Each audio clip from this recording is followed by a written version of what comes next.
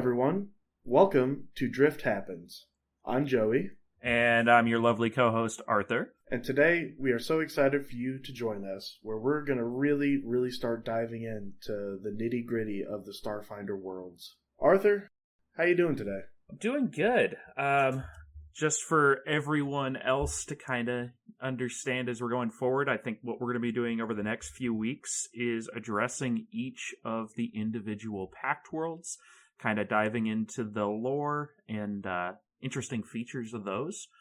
So without too much further ado, I think let's get into it. So you don't know what we're talking about today, Joey, but I have a clue for you.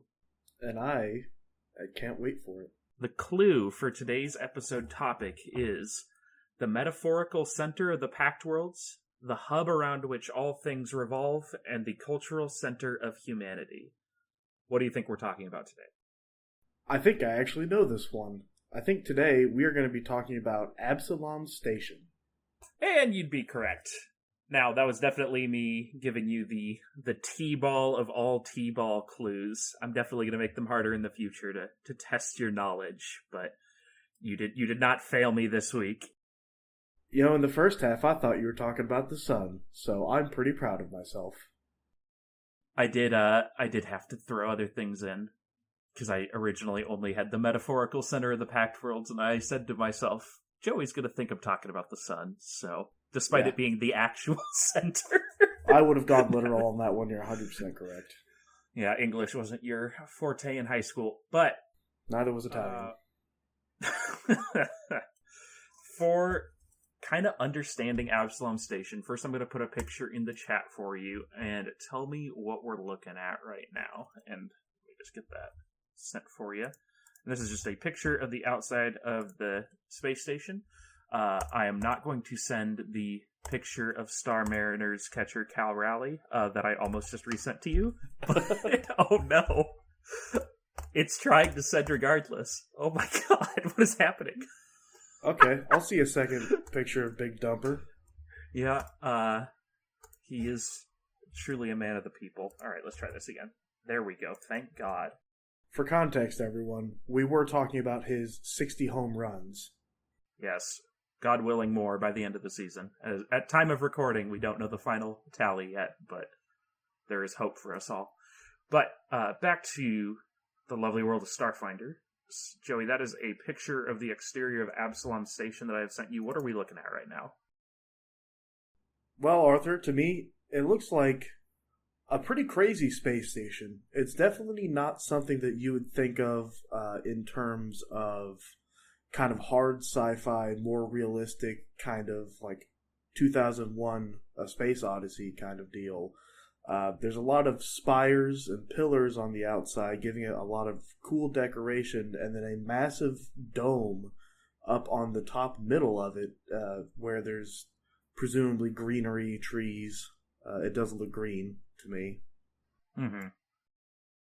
Yeah, no, it's definitely a bit less, like you said, that kind of that hard sci-fi, where it doesn't look like our International Space Station we got flying around Earth right now.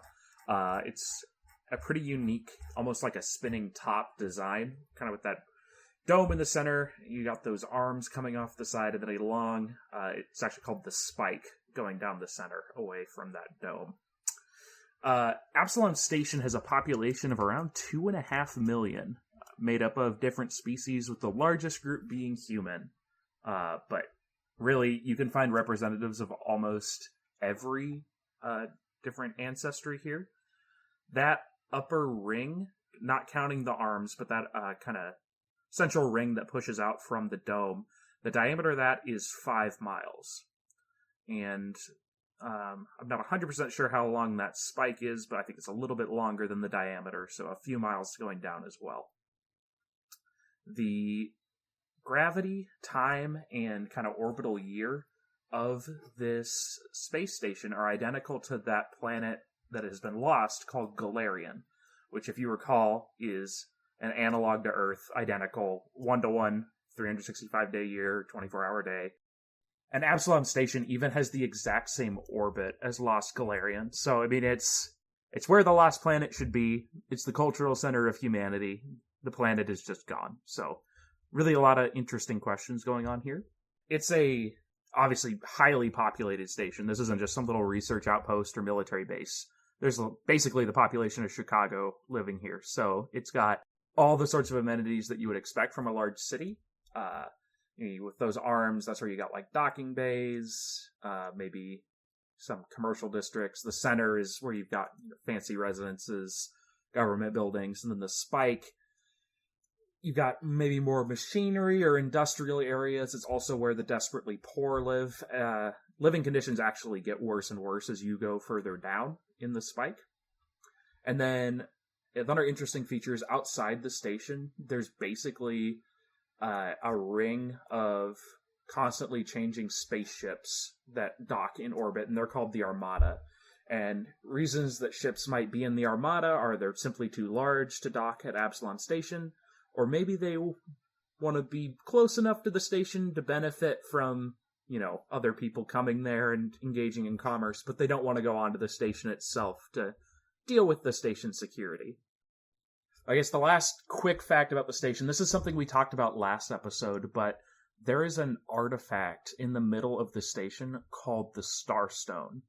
And we talked about how it might be, we aren't really sure of its origin, maybe it's divine in nature because it works as a drift beacon, which are those things that you can see from both real space and the drift.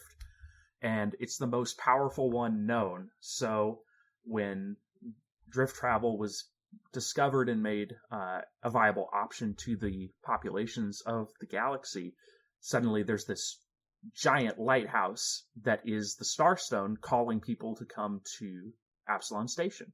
And not only is it the brightest drift beacon, but for some reason when you're traveling to the space around the Starstone, it is significantly faster than it should be. If you're at a distance where it would be normally a multi-week journey, it doesn't really matter where you are in the galaxy. It is only a short, maybe couple-day jaunt into the space around the space station. Try saying that 6 times fast. Good lord. I couldn't say it once. So, obviously, with that kind of travel making it so accessible, it really transformed from a backwater, just, it wasn't a small city before, but there really wasn't much reason to go there. But now, because a lot of people can get there really quickly, it's become a huge commerce hub, really important seat of government, and it's the most significant place in the Pact Worlds at this point. So is it known whether the Starstone was already in the station and then it just kind of got activated, or did it magically appear when the drift came into being, or do we know kind of how that happened? Well, so there's a couple answers to that question. So the first answer is that in Pathfinder, there is an artifact called the Starstone in that setting as well. So in a practical sense, it's just been ported over from the Pathfinder setting into the Starfinder setting. But it actually was on the station at the time that the gap ended. The reason for that is that in addition to being a huge beacon, the Starstone is actually a basically endless power resource for the station. It's a Duracell battery in the middle of the station that powers literally everything they need. So they don't need any, solar energy, other alternate energy sources. They're not burning fossil fuels here. Everything they need is handled by this thing. So when they came back from the gap, and we talked about how people were just, really disoriented, there was lots of confusion. The space station didn't come offline because the energy was still dealt with kind of autonomously from, people having to actively maintain like a nuclear reactor or something like that. It was just chugging along. Basically, there's a battery. Okay. So that kind of reminds me of in Mass Effect, the Citadel has the Keepers that kind of keep the station going. Nobody really knows their origin. There's a side quest of finding and scanning as many as you can on the station, which, to those of you who did not need to look up help to find them, I applaud you. I did have to Google it because the station is big and they are small. I don't think I ever did it. Yeah, some people just, you see that and you're just like, yep, that's a side quest I'm not going to do. Yeah, I don't think I ever did it. Yeah, that definitely reminds me of just the Keepers keeping the Citadel going through every kind of phase of existence that that galaxy goes through. Yeah, basically, this space station, its origins aren't known, but it's kind of just persisting regardless of whatever superficial changes are happening in it from whoever's inhabiting it at a given time. With that all being said, I think the next thing we want to dive into with Absalom is kind of I'll call it geography, but it's really just different sectors and neighborhoods within the station, which make for really good adventuring areas for a party, whether that be for intrigue or battling or however you want to experience Absalom Station. So as we look down on the station from the top, it's essentially a six-pointed star. You can see those arms kind of in the picture from where we're looking at it from the side, but it's six arms equally spaced, all coming out from the center. And unsurprisingly, that region of the station is known as the Arms. And those areas each house the majority of the station's landing bays, docking hangars. Those range wildly. Some of them are, think of Star Wars, where you have your force field protected, like hangars on a ship that you can kind of just seamlessly translate in and out of. They've got stuff like that. They also have more rudimentary exterior clamps where you just kind of limp it onto the side of the station, and then you go through an airlock and your traditional 737 jetway, and now you are on the station. So kind of big variety there to handle all the different types of ships that are showing up here, because it's not just human ships, it's every species types of ships, because this is a huge cultural hub. So is there a lot of residences out there, or is it more of an industrial area? Yeah, I think this area, there's certainly people that live out here. There's people that live throughout the entire station, but I would characterize this place as a little more industrial. It's got like places that are essentially just airport terminals. So that goes from like your swanky, elite card holder lounges to just really crummy cargo hangars that are overrun with crime and stuff. That's all happening on in regards to the flight operations. But there's certainly a lot of just businesses here too that are aimed towards catering towards those people coming off or getting onto the ship. So that could be, taverns for dealing with starship crews and the captains. I think the best way to think of this is just think of what you would find in a normal dock in a city. Like you got your dockside warehouses, you got your dockside taverns. Here you might have some charter companies or maybe mechanics for hire to do a quick job on your ship. Certainly some lodging options. You have your hotel because the ship isn't ready to leave yet and you don't want to trek back into the middle of the station. Certainly all that going on. And actually, many traders that come to the station barely even bother to leave the Arms because they park their ship, they get off, they can offload, maybe they have bulk cargo that they can just get into a warehouse. They don't really need to go anywhere else, and they just head off again. They aren't staying here for a long time.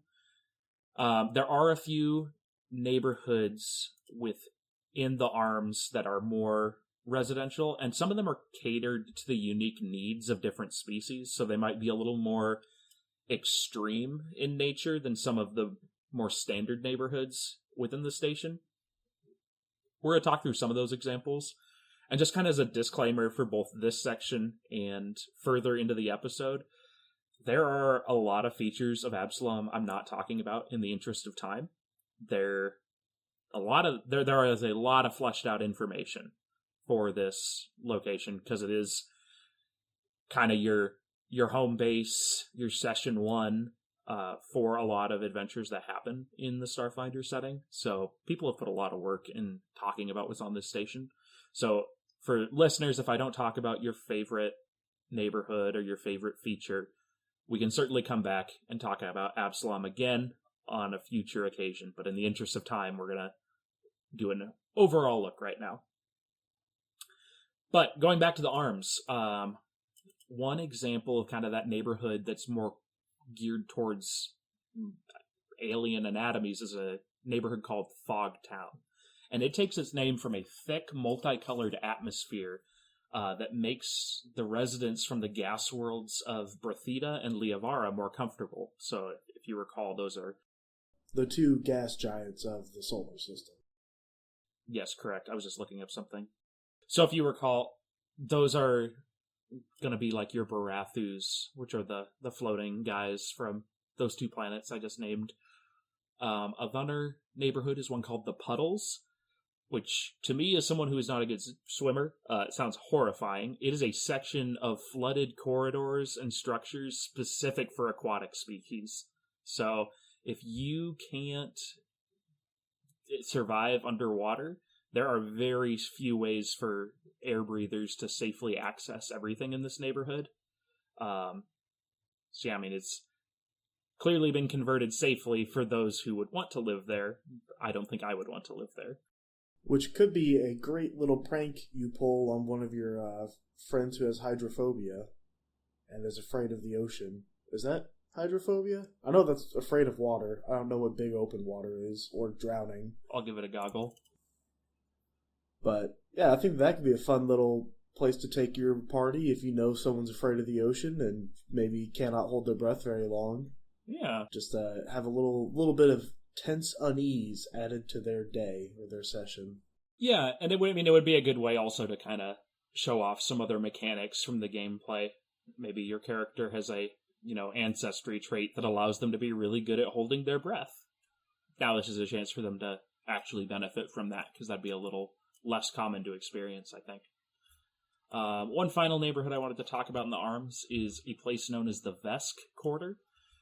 This neighborhood was set up as soon as the armistice was signed with the Veskarium. Once the Swarm had been identified, and both the Pact Worlds and the Veskarium were like, ooh, that guy's a lot more scary than both of us. We need to deal with that. And the Pact Worlds really wanted to show their commitment to enduring peace, and kind of wanted to keep encouraging diplomatic action from the Veskarium, even once the Swarm had been defeated. So they basically ceded this neighborhood to, Vesk traders, Vesk diplomats, Vesk people who just wanted to immigrate as a sign of goodwill. And a greater hive of scum and villainy you will never find on Absalom Station. Actually, I think it's pretty standard. I don't know if it's a... we'll get to the scums of hive and villainy. That is the spike.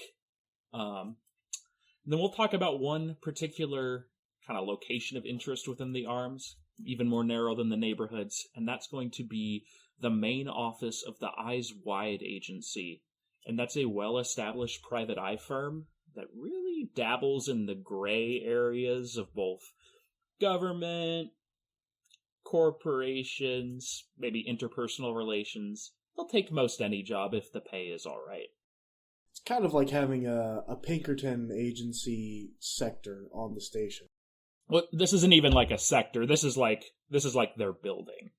So like this is like their office is amongst all this stuff, and it makes sense. I mean, seeing a business like this amongst your like stereotypical dock area, that tracks to me. Yeah, and the fact that they're called the Eyes Wide Open Agency, also, yeah, it lends a little bit of sketchiness to what they do, which is exactly what they do: sketchy and non-sketchy stuff. Exactly.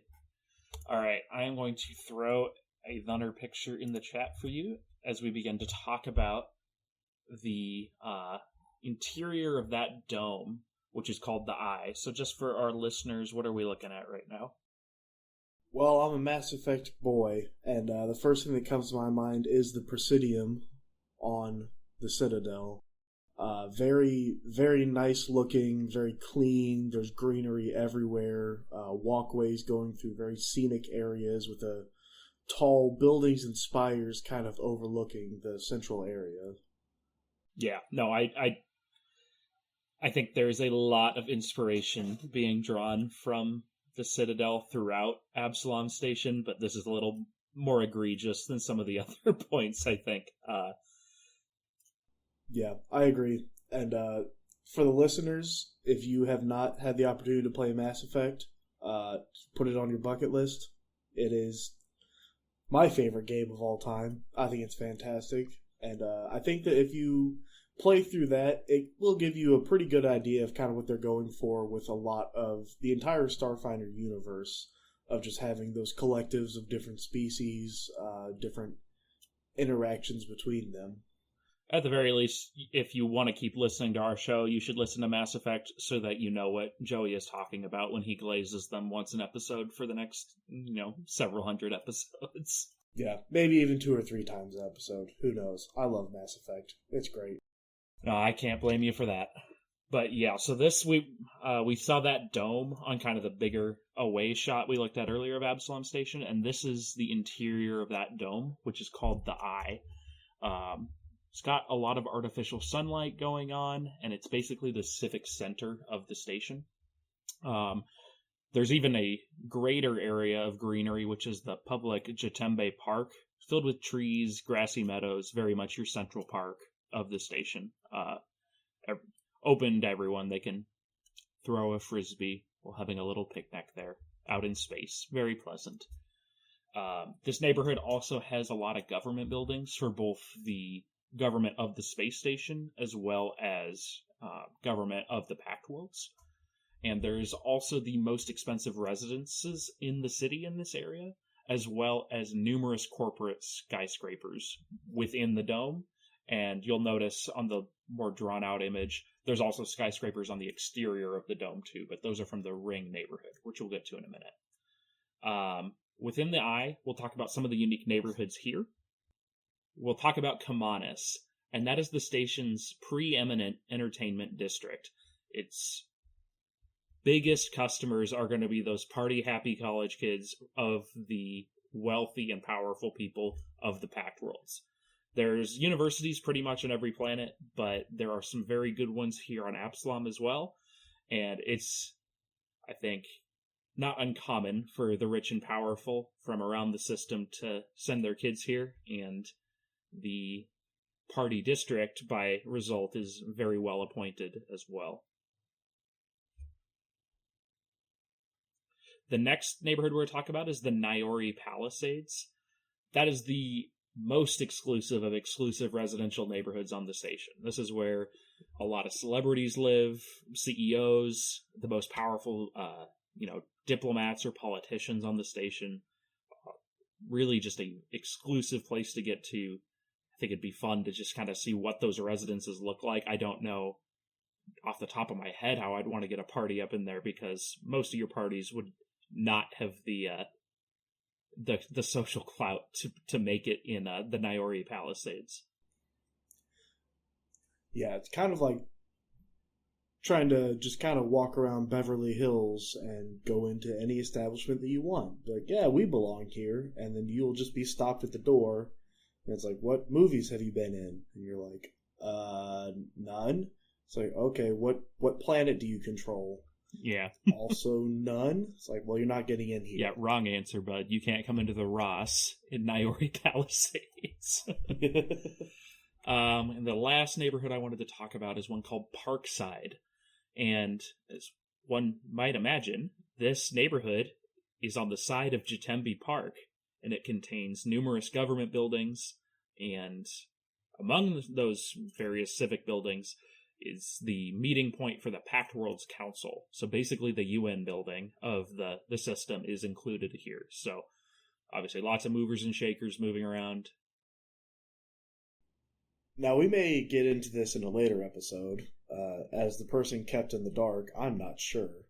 But is there like a big protest scene that happens in this area? It kind of seems like the place where if you were going to protest a government's action, Jitembe Park would be the place that you want to do all of that. No, you could definitely get like an Occupy Wall Street vibe here. I mean, you've got the big corporate buildings, the big government buildings. I think that would definitely work. I don't know if there's anything specific I have planned in an episode to talk about that, but I think it would be a good setting if something like that needed to happen in your campaign. Talking about a specific point of interest within the Eye, we're going to go back to that Kamanis district, and we're going to talk about the Hamisphor Theatorum. and it is the premier venue for performers of all sorts. And the Theatorum has a really unique architecture where you can like flip it in the matter of an afternoon from like a huge opera hall to your massive football field to a playhouse. So with it being able to suit that wide variety of presentations, I mean, you could have one night your classic play, the next night you could have a gladiatorial combat. It's also a place where private security companies will do a talent search. They'll rent out the stadium, and it's not necessarily very OSHA controlled for how those events go down. You have private security companies pitting these, employment hopefuls against each other, and only some are going to get hired. And if you aren't getting hired from this, you're probably not medically doing very well either. Definitely a mix of something like a modern day football stadium, as an example, Lucas Oil Stadium here in Indianapolis. We've got Taylor Swift performing one night, and then 3 days later, the Colts are going to play, a football game there. Mm-hmm. Concerts, trade shows, all kinds of stuff happening. Except, I don't think Lucas Oil would necessarily rent it out to the highest bidder to say, okay, do what you want in here. Yeah. And we're just going to look away. Yep. And there's a cleaning fee on top, depending on how bad you screw it up. But yeah, it could certainly be a very interesting location, for a party to go to. You could have something happen during an event that they need to deal with, or maybe they're participating in one of those employment interviews, or maybe they're helping the owners looking for the next big act or something like that. So, the next section of the station we're going to talk about is the ring. And the ring is that area that exists between the arms and the eye. So it's actually kind of the most bulk of the station. I just sent you a picture of one of the thoroughfares traversing the ring. It's actually a clear top that looks out at the night sky as well. It's not as elaborate as the Eyes Dome, but what are we looking at here? So looking at this, I see kind of like that very classic sci-fi cityscape that you would expect in something like Blade Runner or Cyberpunk, where there's kind of neon signs everywhere, holograms, cars flying up above in the highways, or the skyways, if you will. Mm-hmm. Definitely kind of your classical downtown sci-fi city.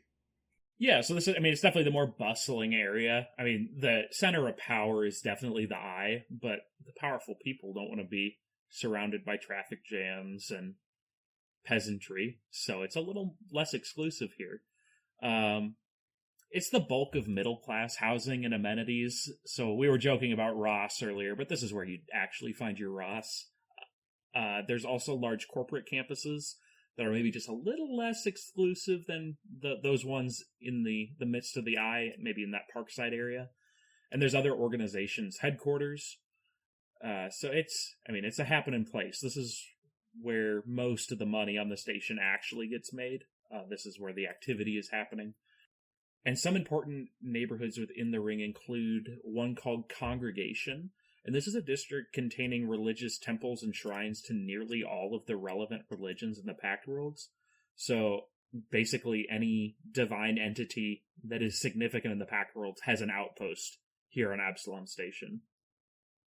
The next one, and this is actually where this picture I sent you is from Drifter's End. And this is a really big neighborhood, and it's the site of a lot of embassies, explorer guild headquarters, and spacefarer guilds. It's very multicultural, so lots of interesting things to buy and people to talk to here.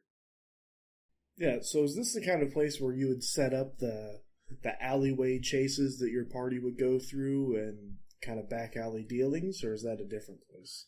You definitely could do that here. But the last neighborhood I was going to talk about is one called Free Market, which they describe it as a riotous bazaar of entrepreneurs selling wares from storefronts, temporary stalls, and the trunks of vehicles. This place is, you can get a little black markety with it. It's not true black market. I mean, you have legitimate storefronts, but you also have, people sitting on the sidewalk with a tarp, just like laying out their knockoff Rolexes and stuff. And there's busy traffic going every which way. So, I mean, you would certainly have your alleyway chase and Drifter's End. It would definitely have kind of we talked about like a Blade Runner feel, but Free Market is much more like you're getting a little sleazier now. We're away from the eye. So Free Market is where you would go down to get like something like a fake ID or get your passport notarized where maybe it shouldn't be. Yeah, it's certainly got legitimate business dealings going on too. I don't want to make it sound like a hive of scum and villainy, but there's certainly, there's people selling stuff out of the trunks of their car. It's not all above board here, and certainly not everything is being reported to the Absalom Station IRS. One location of interest I wanted to talk about is Blue Rise Tower. And so this is a big skyscraper coming out of the surface of the station, but it's on the exterior of that eye dome. And the corporations that own levels in this skyscraper have almost complete sovereignty over their territory, to the point where the stewards have difficulty obtaining permission to enter. If you recall, the stewards are essentially the feds of the Pact Worlds. We'll get into them more in a future episode, but basically a mix between UN peacekeepers and the feds, and they struggle to get into this place. The residents of Blue Rise Tower describe it as an anarcho-capitalist utopia, but any complaints from the tenants have certainly never made it past the corporation's private security. So I think, this place sounds to me like it would be super cool to do like an upwards dungeon crawl through if you had to do some digging around in there. Maybe I'm kind of thinking like Fallout, like, Survivor's Vault situation almost, because not really many people know what's going on in here. How many deregulated experiments are happening? There's some interesting stuff going on in here. Yeah, and you could just kind of make an allegory for rampant capitalism, communism, authoritarianism. You can probably take it a few different ways. From the outside, something claiming that it's a utopia. Well, on the inside, you can expect a little bit of rotten decay.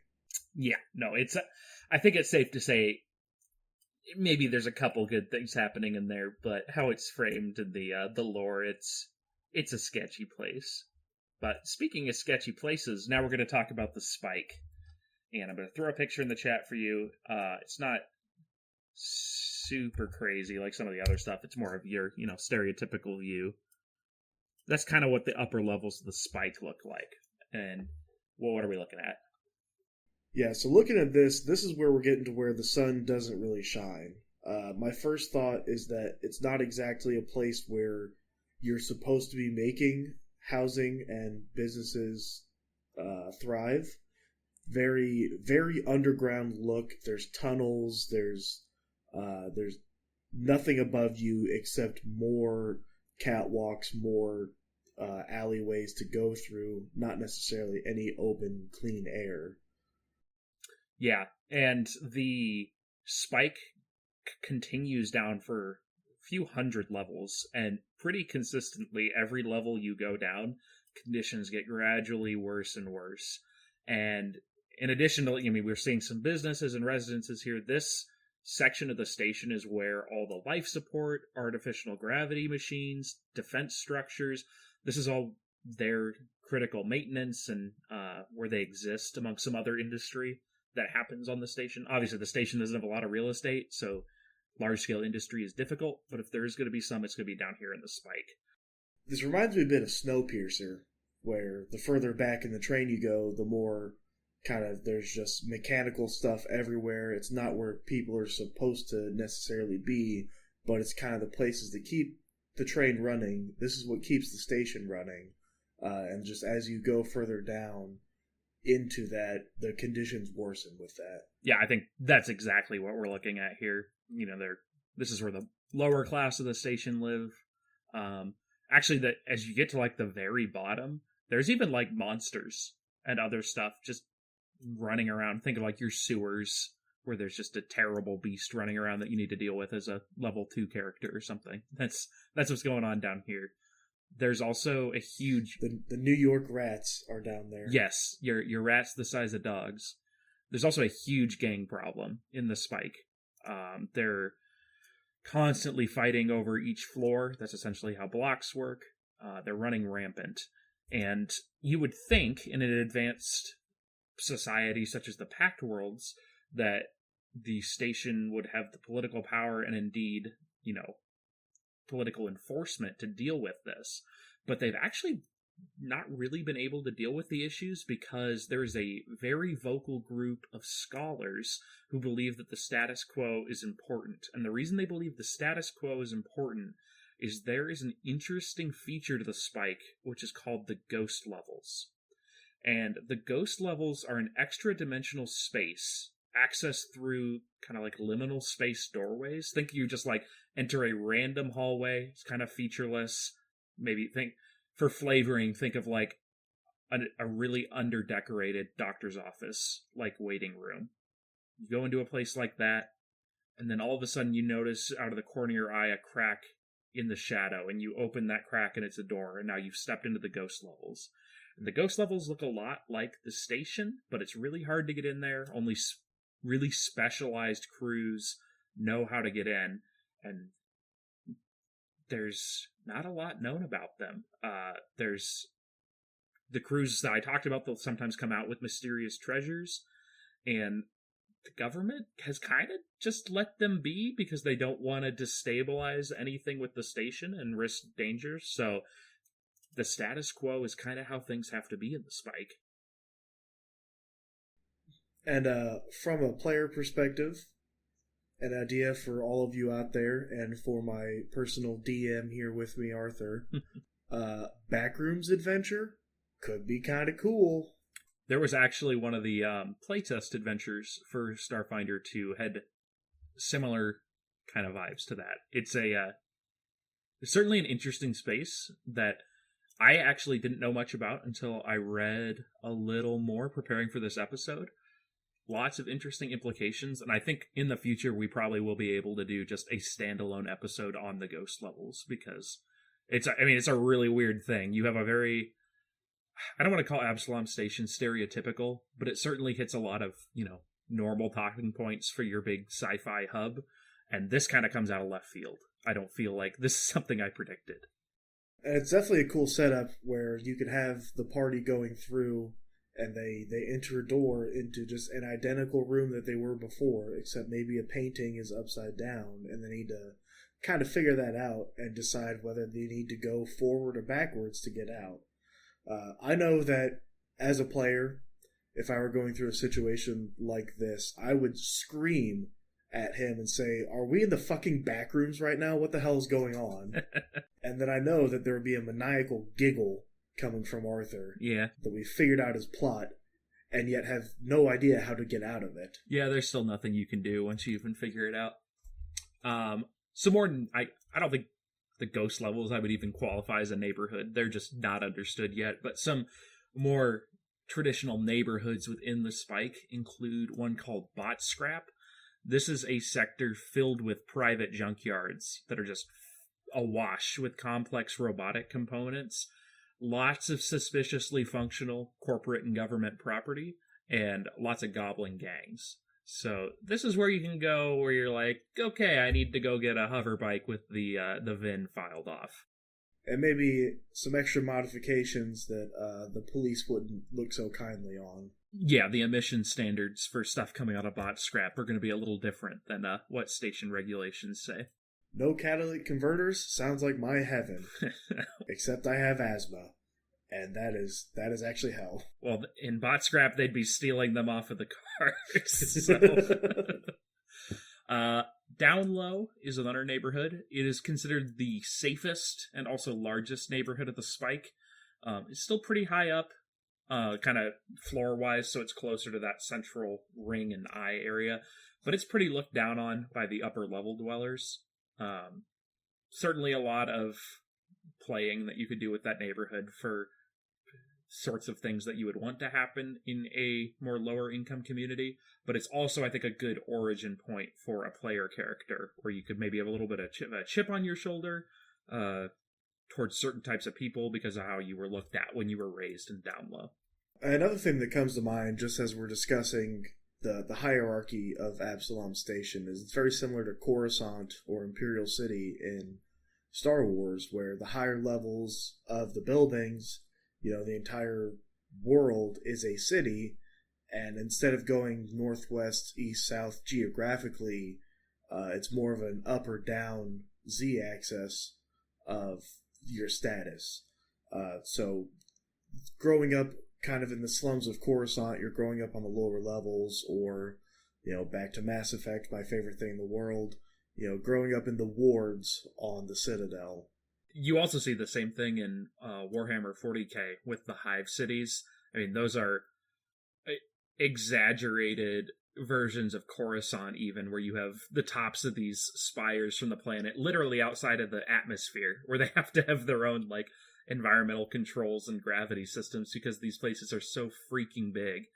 But yeah, certainly a very easy way, I think, for places to show, hey, the lower you get, the worse shit gets, and the higher up you get, that's where the fancy folk at.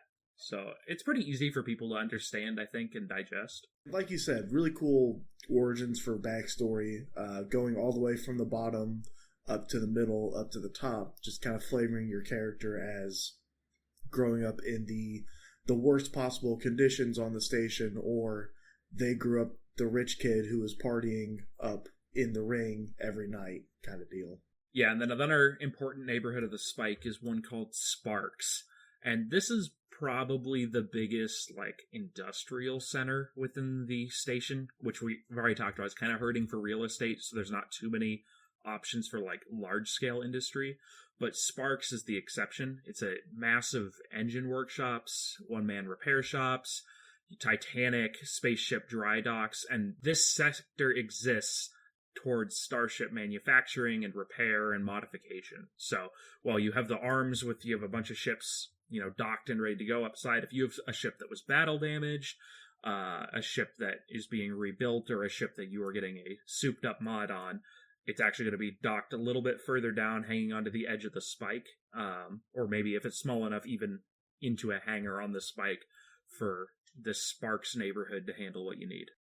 A specific location in the Spike that I wanted to talk about is Rig House, and this is a super fun location. It's a sprawling, tumble-down establishment operated by a gang known as the Low Rigger Gang, and it's essentially, I think, like Motorcycle Clubhouse, but the gang uses it to serve as a neutral territory, and in addition to other gangs coming here to peacefully negotiate, you'll also have powerful people from around the galaxy coming down to Rig House to kind of fly under the radar, have their Aragorn Strider cloak up, be sitting in the corner, but, working out a multi-billion-dollar deal whilst these gang members are sitting around them squabbling over territory.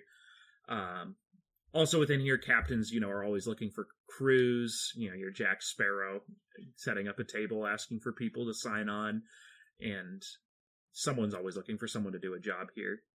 To me, this does kind of sound like a classic cantina of, every party meets at a bar, but this could be somewhere where people meet up, and while there are those multi-billion-dollar normal or shady business deals going on. Oh, they're always shady. Why are they meeting down here? It's shady. You're right. It's definitely shady. And then gang members are, two people from the same gang arguing over a game of dice. Just definitely one of those seedy places where it's a good way to introduce an NPC or just some kind of overhearing a rumor of something just to kind of go off on. Yeah, or even, starting the adventure. I know game masters get a lot of flack for always starting a campaign in the tavern, but it does really work really well, and this sounds like a really good spot to start a story. Yeah, it's got a little bit of everything, so if they're going for a white-collar crime campaign, you can start here. If you're going for criminal underworld, you can start here. If you're going for just four random people meeting, Get in a bar fight. well, they're also going to be here. Yeah. Yeah, and it's got some other interesting features too. The Low Rigger gang actually has kind of got a secret space behind it that they call the backstairs. Think of, I mean, uh, it's literally the Thieves Guild in Skyrim, right? Where they have that secret area in the sewers under Riften. Yes. Yeah. So very similar to that. They've got a training area. They have secret guild meeting areas, hiding stuff they've stolen from the law here, and they also actually have a large smuggling tunnel network across the station. Yeah. So speaking of large smuggling tunnels, is there a big thing about like the sewers being used in that way throughout the station, or how does that kind of infrastructure look? Yeah, I think it'd kind of be like that. Think about any modern or sci-fi setting where you've got like underground shit going on. Like, I mean, one example is you've got like subway tunnels with secret maintenance doors that lead into a forgotten system, or like you said, sewers or other pipes, maintenance shafts, things like that that are either forgotten or concealed by members of the gang. I mean, you have to remember that when Absalom Station came out of the gap, well, people were still able to keep things functional. A lot of context was lost. So there's certainly lost elevator shafts, sewage systems, and stuff that probably hasn't been maintained well and hasn't been at least seen by a law enforcement official for a number of years. So getting out of the actual space station itself, the last really like area of interest is going to be that group of ships called the Armada, and this coalition that's kind of hanging in the space around the station but isn't actually docked onto the station could be there for a variety of purposes. We kind of talked about, hey, there might be a ship that's too big to safely dock at the station. There might be people who are doing shady business deals who don't really want to deal with station law enforcement but are benefiting from being close to the Starstone and in that orbit. Or maybe there's people who are like conducting legitimate business deals, but there's no reason for them to step onto the station, so they both pop out of the drift, conduct their transaction, and off they go back to where they're supposed to be. How big of a police presence, or I guess I don't know if police is the correct term, or maybe it is, but how big of a regulating presence is there in the Armada? None, really. So, I mean, on the station, there is station security, which is, I would just think of your traditional municipal cops. The station is not super crazy strict with laws. Obviously, there's a huge gang problem in the Spike. Like, there's clearly crime going on, but there is traditional law enforcement on the station. But for stuff that's happening in space, it's almost kind of international waters-esque. Station security does technically have authority out there, and they or the stewards could go out and address something if there was an issue. Like if a pirate ship shows up and starts just gunboating ships as they sit there parked doing business, they're going to go out and handle that. But if they hear that there's an illegal gambling operation set up, they're not going to touch that. Okay. So, definitely not a place where it's just completely rampant pirates everywhere, there is no safety, but it's more of a, you go there to be left alone. Yeah, and I mean, alone it's funny that you say that because there are so many ships there. It is, I don't think more than the population of the station itself, but there are a considerable number of craft coming in and out of the Armada. Not as many that are like permanently RV parked there, but there's a lot of people in the Armada at any given time for whatever reason. It's not really neighborhoods in the Armada because it's more individual ships that have their flavor. So we're going to talk about a couple locations of interest in the Armada to get a flavor for it. So the first one I wanted to talk about is a place called the Seamar Communion. It's a floating commune that's separate from the structure of Absalom. So it's basically a little smaller space station-y thing, self-sufficient.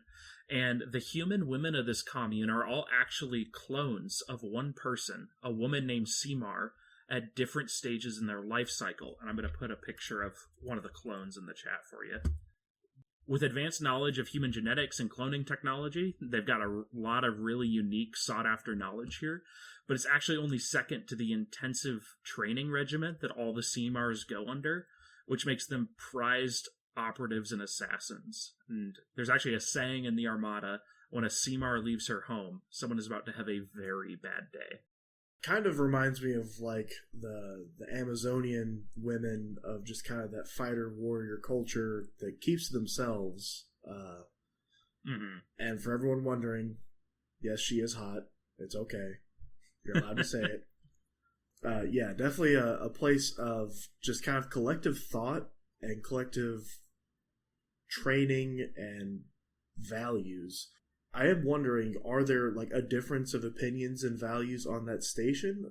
Is it more of a scholarly differing of opinions, or is there any kind of actual factions there? Yeah, I don't know specifically the answer to that. Just kind of looking at it, it seems like they, at least to the outside, present a pretty unified front. It doesn't really seem like, if you hire a CMAR to do a job for you and then you come back to them 5 years later to hire them again, you really wouldn't be certain if you're dealing with the same one. I think they do kind of, at least to the outside, try to project that image of, homogeneity for like, hey, we're all CMAR. It's kind of, if you think of Warhammer 40k, the Alfarius situation, one of the Primarchs, he is basically everyone else in his legion says that I am Alfarius. It's very what's the fucking Roman gladiator who leads the gladiator uprising? Spartacus? Yeah, so it's a very much like I am Spartacus kind of vibe. I don't think, at least from an outsider, it would be really easy for you to sense a difference. Which is other than ages, because there's like babies that are fresh out of the vat there to like ancient instructors who are very clearly marked by age. But outside of that, it's kind of just a bunch of different mirror images all along a different life cycle. Yeah, I think that's a really cool concept, and it does also remind me of the Mandalorians, just kind of that clan of mercenaries in Star Wars, where they're all not identical, but in the same way that they are faceless, never taking off, or for some of the sex, never taking off their helmets, but more of you hire a Mandalorian, the Mandalorian gets the job done. It doesn't matter who you hired. You know what you're getting. If they are a Mandalorian, they're going to do it. I think that's a pretty good flavor read on it. For something completely different in the Armada, there's a place known as King Kearney's Kasbah, and this is a combination casino, drug den, and brothel, and it's led by a dwarf known as King Kearney. And this is very much your seedy place in the Armada that even a place like this would maybe run into a little pushback on Absalom Station. I mean, there's, in the description, they talk about things as like the pleasure pits with synthetic walls and like synthetic flesh walls, excuse me, and Ew. Gambling tables that are obviously cheating. And so, I mean, this is a place where you have like massive scandal happen when like a significant politician comes out here to meet up with his mistress or something. So this isn't Las Vegas we're talking about. This is like Atlantic City. Yeah. Yeah, no, it is it's not just people blowing off steam. This is more like, I want to do some depraved shit. Can you make this happen for me? And King Kearney says, yeah, I can do anything you want for the right price, buddy. So horrifying. Much like Head in the Clouds in the oh, fuck me, what's it called? Big Netflix show. So good. I don't know. Oh, Altered Carbon? No. Yes, Altered Carbon. That's it. Fucking love that show.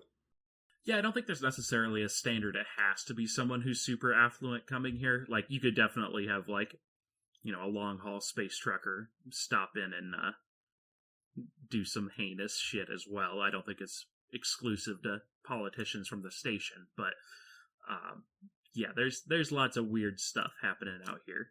And like we talked about, part of it is because the station is a very hands-off policy to the Armada.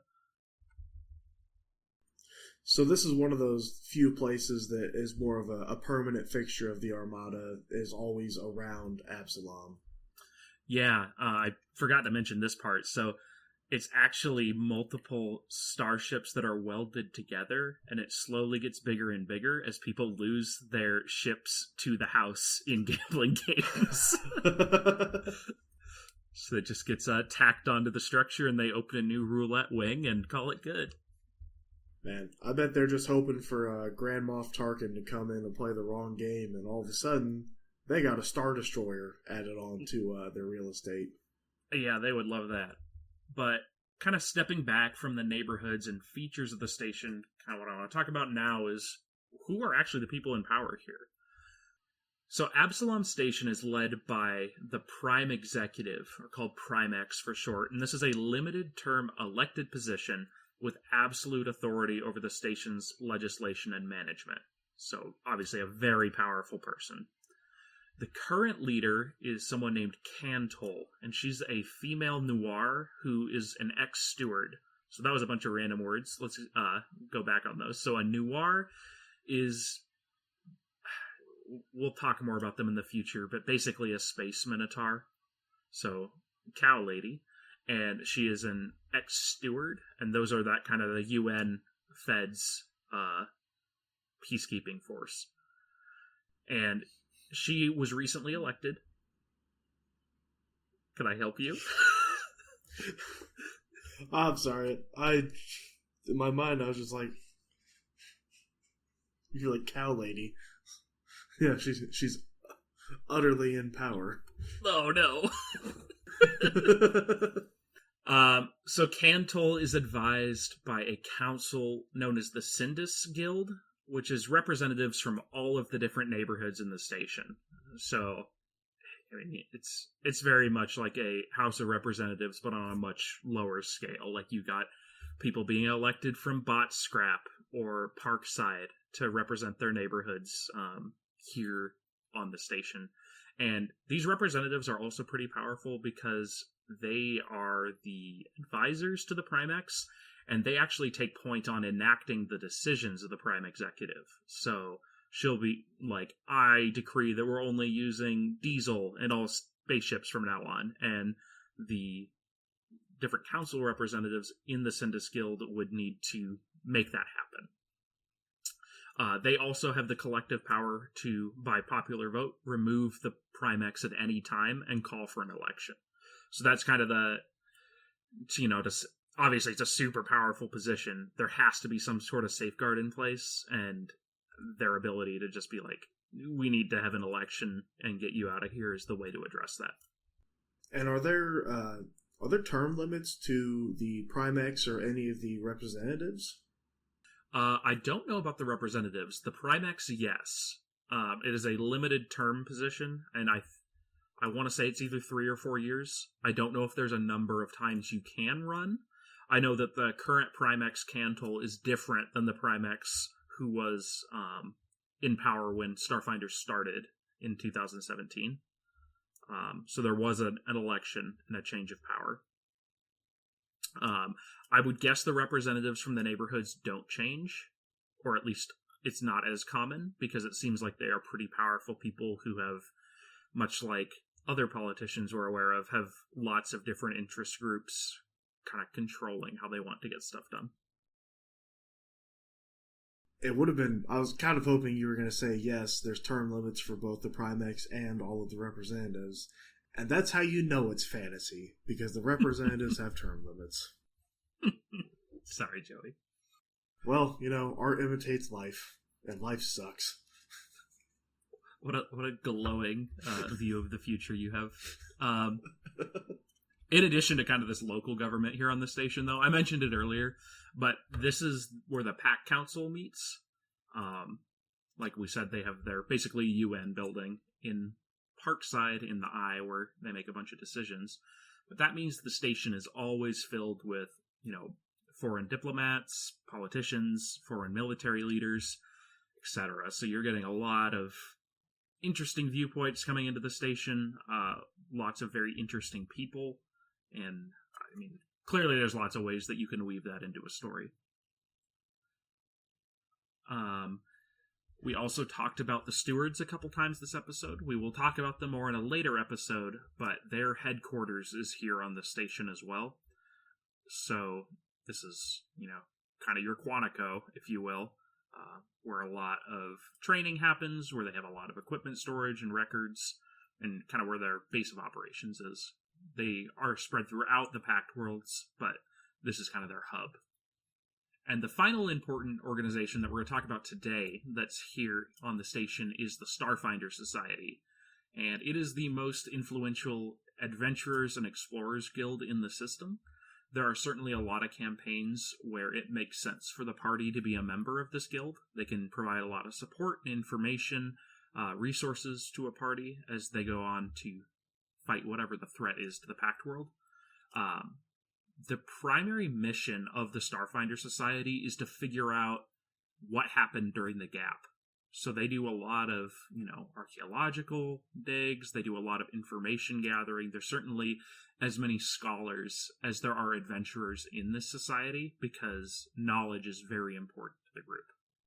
And at the same time, this is also kind of a group of people where if there's some kind of existential threat to not only just Absalom Station, but anything in the Pact World system, where they would go deal with a devil-worshipping cult that they got wind is trying to summon the World Eater, or something like that. Mm-hmm. Yeah, and they can act sometimes a little more decisively than those larger governmental groups, because I know we've already talked about Mass Effect ad nauseum this episode, but if you recall in Mass Effect 1, now the Council is, rejecting information and kind of bickering amongst themselves how to address things. And Shepard's like, fine, I'll do it myself. Starfinder can kind of do it. Or the Starfinder Society, can kind of do it that way too, where it's like, okay, we have 4 dipshits in their spaceship. Let's throw them at the problem and see if it works. Yeah, definitely a mix of whimsical adventure and the specters of Mass Effect, where it's kind of the Council's outside arm, where it's given a directive and they do what they need to do. Yeah. And they don't only operate in the Pact Worlds, they actually do a lot of exploration beyond the boundaries of the Pact Worlds, and they've made over the last, 8 years in-game, they've made a lot of interesting discoveries in near space and the vast, outside of the Pact Worlds or the Veskarium. And maybe Starfinder 3, in another 8 years, we will know what happened to cause the gap. It's funny you say that. We're going to go on a tangent right now. I don't remember if it was last year or a couple years ago, but Paizo sold a book during April Fool's Day that was pretty cover art that said The Gap on it. And they're like, this is everything that you need to know about the Gap. And in the disclaimer, they're like, all 160 pages are blank. You can use this as a journal. They made it very clear if you but it was a book with nothing in it. Which I thought was very cute. So I guess kind of wrapping up today, I wanted to touch on maybe like 3 ideas for conflicts centered around Absalom Station for campaigns, kind of get your thought on them and how you'd like to see them play out.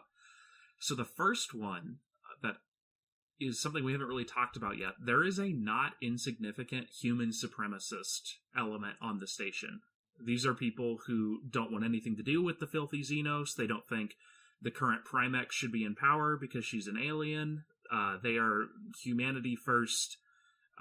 Some of their less radical people might be at least species from Galarian first, so like your dwarves, your gnomes. They consider them at least cousins.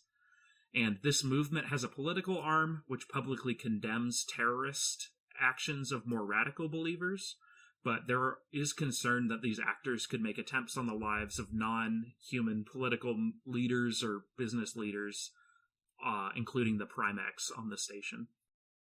As a player, getting into the intrigue of espionage, political assassination, anything like that would be really cool. And obviously, us as players, we are humans. Arthur and I are humans. Your players are going to be humans, unless you got your cat batting at a die and just kind of rolling with it, which is also Perfectly valid. top tier meme idea. So that's really something that you can kind of go either way with. You could have your player characters join the human supremacist front and just kind of have them say, all right, we're going total Imperium of Man 40k on this campaign. All Xenos are bad, and we're going to do anything that we can to stop any and all alien races. Or you could have a more kind of heartfelt campaign of if there's any alien species that are being specifically targeted in your campaign, having your player characters, who are very likely going to be different races and not human, because there are just a plethora of different options. A lot of times I know I don't want to be a human because it's kind of my opportunity to be something different. Yeah. You could have your player characters as a group of people fighting against the human supremacists and fighting for the alien populations on the station throughout the system. Really cool stuff that you can do regarding that. Yeah, you could certainly have them, any length of campaign you wanted. You could do anything from like a single one-off, assassination attempt they have to thwart, to a longer building campaign, kind of digging into these thoughts and messages. Another conflict that potentially could draw in the party is something we've mentioned before. Gangs have a lot of power in the station. Most obviously in the neighborhoods of the Spike, but they do have influence in other neighborhoods, and sometimes will venture out to steal or kill or whatever in those neighborhoods. There's a constant power struggle with changing alliances and territories, and I think it's really easy for a party of players to fit into that kind of overall dynamic. Some fun stuff could be joining one gang to fight another. If one gang has a slightly higher moral high ground, obviously you're talking about gangs in the underworld, so it's kind of a lesser of two evils situation a lot of the times. I think it'd also be really cool where maybe your party, or our party, were to cut our own kind of chunk out of the system and establish our own gang. One campaign we had many years ago, we founded our own adventurers guild, and we hired NPCs to kind of go do stuff for us. We would have like a secretary and then just a roster of different random NPCs, and then when we came back to the headquarters, they had either succeeded or failed, and we got a cut of whatever profits they made from doing it. Doing something similar, we're starting your own gang in the Underlands, or in the Spike, I should say, of Absalom, would also be just something super cool to do. Yeah, and I think, it's a very clearly defined area that this is happening in, so I think it'd be really easy to, kind of set the parameters for that type of story and see how stuff plays out. Yeah, like having to sabotage another gang hideout's water supply to get them sick so you can encroach on their territory, take over. There's tons of stuff you could do, and I think I'd be very interested in playing the gang starts a gang kind of episode or campaign with it. No, that would be very fun. So the last kind of like broad overarching idea I had was for, just the generic topic of corporate espionage. And obviously we've talked about there's a huge variety of corporate campuses, corporate executive buildings here on the station. And with that comes the, ever-present problem of there's always people trying to steal shit or protect their shit from other corporations. And when there's demand, there's a market. So there's people selling their services to steal that shit or to protect that shit and getting paid to do that. So obviously there's multiple ways that the party could enter this sort of environment, but they could be dealing with a lot of interesting, persons, technology situations from this sort of story. This is a place where you could have a classic kind of heist campaign, or maybe a one-shot, break into this corporate's headquarters, steal this prototype technology, get out alive. You could also do just corporate bodyguard enforcement, protect our representative as he goes to a meeting goes sour, try and get him out alive, or at least get everyone out alive. Very similar to how in Cyberpunk, that last mission, it's like, easy smash and grab, in and out, we're good. and then the campaign starts, kind of deal. A lot of really cool stuff you can do in the corporate espionage space of just theft, getting information out of people, or finding secrets, assassination, all kinds of cool stuff. Not that assassination specifically is cool. That's just how it came off the tongue, and I'm rolling with it. You've been canceled on episode number 3. I'm sorry. Well, had to happen sometime. Joey is pro assassination. Had to get it out of the way early. Yeah, I guess it sets people up with realistic expectations. So obviously there's lots more inspiration that you can draw from for conflicts on Absalom Station. There's also a lot more information about Absalom Station that we weren't able to get through today. So perhaps in the future we can revisit this location, maybe do a part 2 episode where we talk about other cool places on the station and other ideas that we might have for using it in our own campaign. But beyond that, we're basically going to be wrapping it up for today. Thank you all very much for joining us. As a reminder, you can find us on Instagram at drifthappens_ASP. Do you have any parting words of wisdom, Joey? Well, I'm really excited that we could kind of get this going, really start the lore dump on everybody. And if you've made it this far, once again, thank you so much for listening. And that's all we have for today. All right. Well, thank you all very much. We will be back next week with another installment of Drift Happens to visit yet another important location of the Pact Worlds. But until then, goodbye. And have a wonderful day.